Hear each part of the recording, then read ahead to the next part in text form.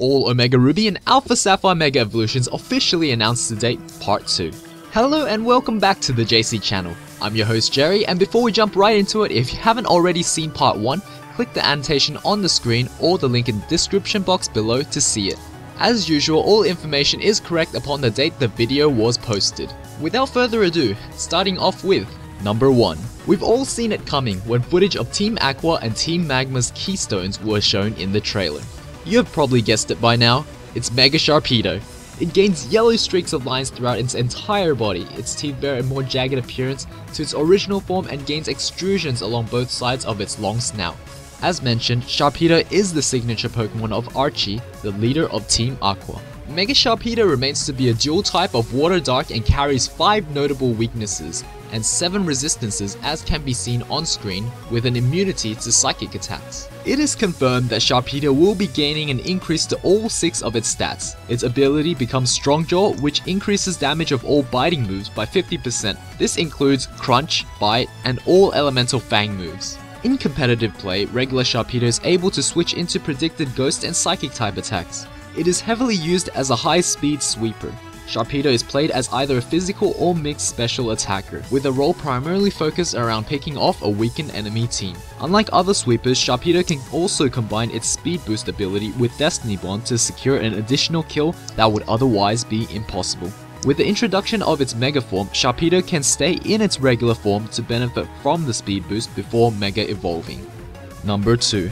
Mega Camerupt. The 2 rock formations on its back have become active volcanoes overflowing with lava. The blue circular patterns on its sides have disappeared, and in its place is a long coat of fur. To complete its look, the letter M, which probably stands for Team Magma, is written on its forehead. Just like Sharpedo, Camerupt is the signature Pokemon of Maxie, the leader of Team Magma. Mega Camerupt remains as a fire ground type, therefore it retains its 4 times weakness to water and 2 times weakness to ground. On the other hand, it resists a wide variety of types including bug, fairy, and steel to name a few, and an immunity to electric type attacks.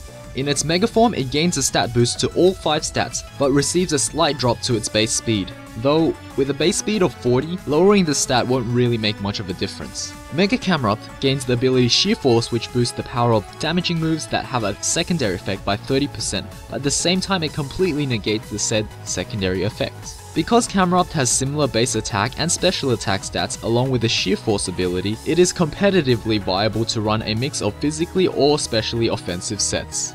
Number 3. Gardevoir's brother, the twin that we have all questioned why he did not receive a Mega Evolution. You have probably guessed it by now, Mega Gallade. The color of its arms and chest has turned white. A slight redesign coupled with a red trimming is added to its arm blades, completed with a cape that hangs from its shoulders. Gallade is strictly male and has perhaps received a Mega Evolution in response to its pre-evolution's alternate form, Gardevoir. Mega Gallade remains to be a psychic fighting type, sharing the same type combination as Medicham and Mewtwo X. It is 2 times weak to Fairy and Ghost while resisting fighting and rock type attacks. Stat-wise, Mega Gallade gains an increase to its base attack and speed. It also gets the ability Inner Focus, which prevents the Pokemon from flinching.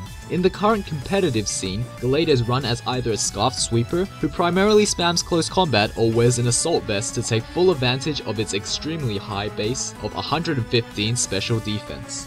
Number 4.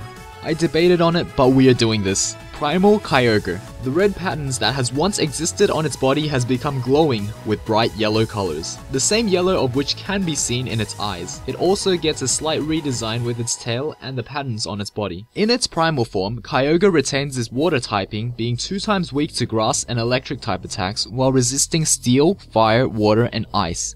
It gains the exclusive move, Origin Pulse, which will be its signature move. It is a multi-target attack, although at this stage additional information about this move is yet to be known. Its ability becomes Primordial Sea, which causes oppressive heavy rain. This ability is the same as Drizzle, except it prevents the field from being affected by any other weather effects. Moves such as Rain Dance, Sunny Day, Hail, and Sandstorm, as well as other weather-inducing abilities such as Drought, Sandstream, and Snow Warning will all become ineffective. Oppressive heavy rain lasts until Primal Kyogre is switched out or faints. Number 5. Primal Groudon.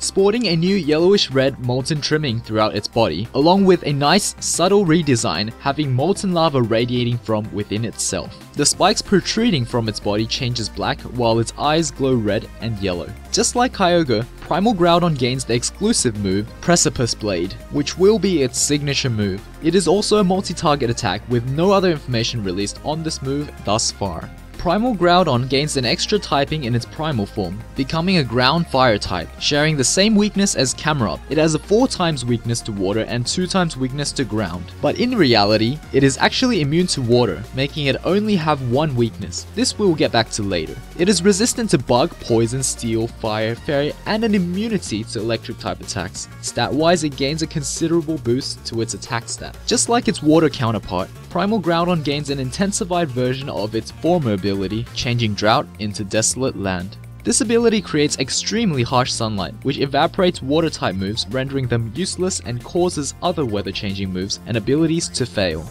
This ability also lasts until it is switched out or faints. For this reason, Primal Groudon is unable to be hit by water type attacks, which discounts any possibility of it having to worry about its 4 times weakness to water.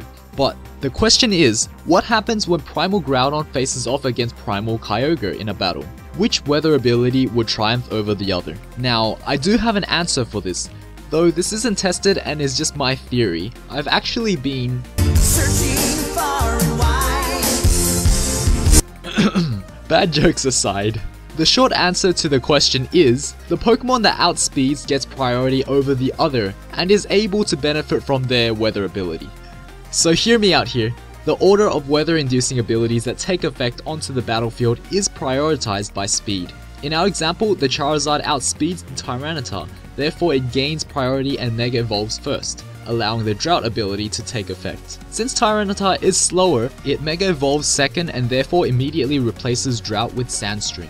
And you may be wondering, wouldn't that mean the slower Pokemon gets to benefit from the weather ability? In the case of our previous example, yes. But bear with me here, because the secondary component of Primordial Sea and Desolate Land strictly disables other weather changing moves, causing it to fail, it would go by a first come first served basis. Whoever gets the ability off first will prevent the other one from doing so.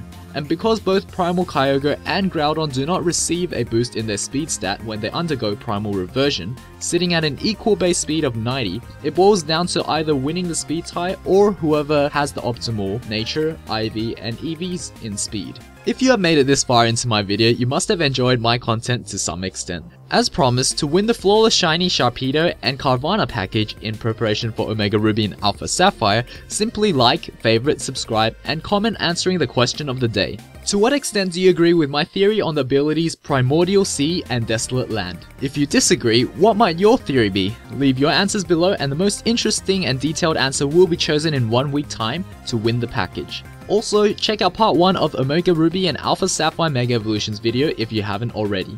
All links and information will be in the description box below. This is the JC channel, I'm Jerry, subscribe to see more future content and I hope to see you guys in our next video. Cheers.